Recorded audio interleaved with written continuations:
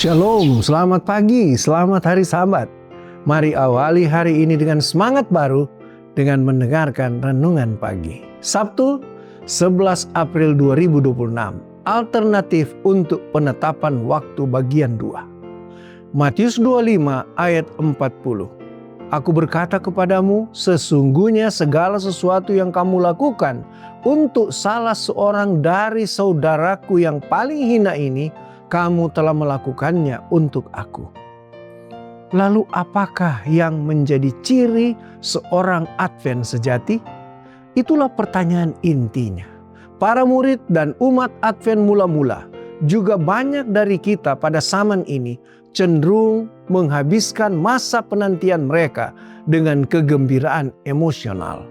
Namun, Yesus berusaha mengalihkan perhatian mereka kepada hal yang lebih serius, yaitu menjalani kehidupan Kristen dalam keseharian. Kemarin kita menutup pembahasan dengan perumpamaan tentang domba dan kambing dalam Matius 25 ayat 31 hingga 46. Ellen White memahami maksud Yesus ketika ia menulis, "Demikianlah Kristus di Bukit Zaitun menggambarkan kepada murid-muridnya peristiwa hari penghakiman yang besar itu." Ia menyatakan bahwa keputusan akan ditentukan oleh satu hal saja. Ketika bangsa-bangsa berkumpul di hadapannya, hanya akan ada dua golongan dan nasib kekal mereka akan ditentukan oleh apa yang telah mereka lakukan atau lalaikan baginya dalam menolong orang miskin dan menderita. Mereka yang dipuji Kristus pada waktu penghakiman mungkin hanya sedikit memahami teologi, tetapi mereka menyimpan prinsip-prinsip kerajaan Allah di dalam hati. Oleh pengaruh Roh Ilahi, mereka telah menjadi berkat bagi sesamanya.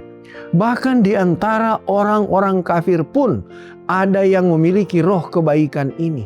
Sebelum mendengar firman hidup, mereka telah menunjukkan persahabatan kepada para misionaris, bahkan melayani mereka dengan mempertaruhkan nyawa sendiri.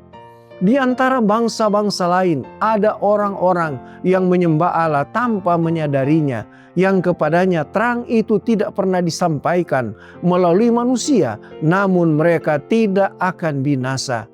Meskipun tidak mengenal hukum Allah yang tertulis, mereka telah mendengar suaranya berbicara melalui alam dan melakukan apa yang dituntut hukum itu.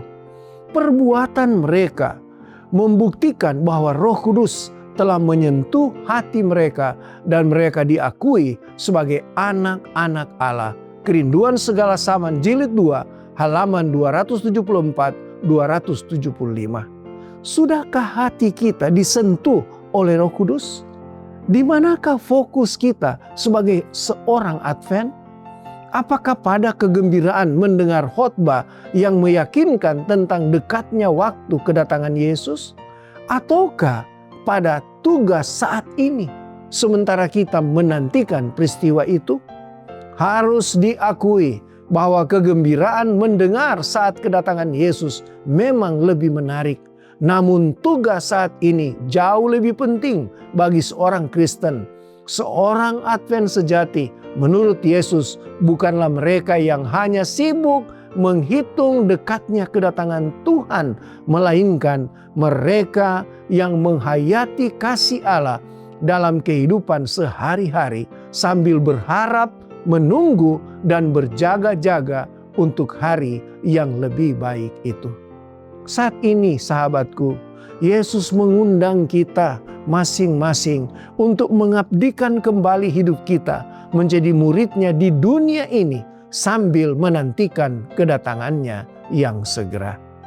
Kiranya renungan di pagi hari Sabat ini dapat menjadi kekuatan bagi kita semua dan menjadi perenungan kita sepanjang hari ini.